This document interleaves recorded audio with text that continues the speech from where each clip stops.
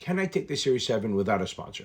Well, I'm Ken Finnen, the Series 7 Whisperer, and I'm going to answer all your questions about the licensing exams. So that question comes up all the time. I see that at least once a week, either on my Facebook group or on YouTube or Twitter or Reddit, whatever it is.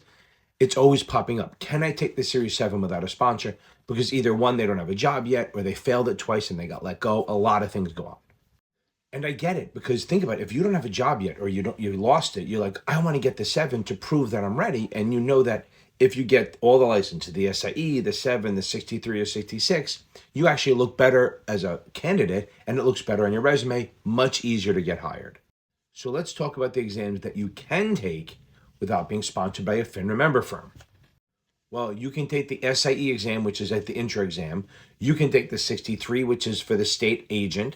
You can take the 65, which is for investment advisor reps on the state level. And you can take the 66, which is a combo of the 63 and 65.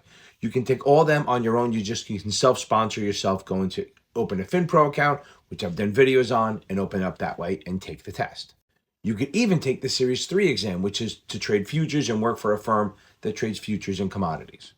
But FINRA has a lock on the Series 6, the 7, the 24, the 910, all those exams, the 4. You have to be sponsored by a member firm. You have to be sponsored by a member firm, and they have to sponsor you. Just working for a broker-dealer, they may say no, they're not going to sponsor you, and you can't take it.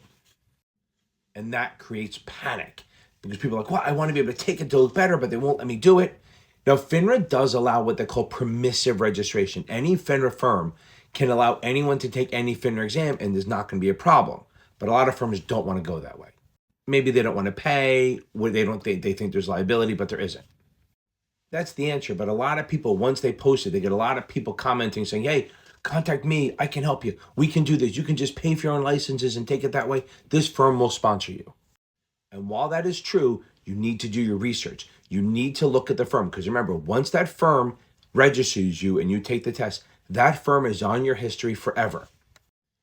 You can even see, you look up anybody's name on Broker Check and you can see where they've worked, where they've been registered for their entire history.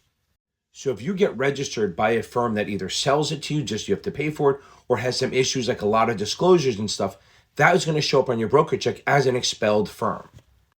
And that's forever, as long as you work in the industry. One of my friends worked at a smaller firm. He left. He left, and then 2 years later, they got in trouble. It's still on his record. So you need to do the research and look at the firms and say, okay, are they a legit firm? Have people heard of them? I'm not saying firms that you've never heard of aren't viable, but you got to do research. I'm going to follow up with a part 2.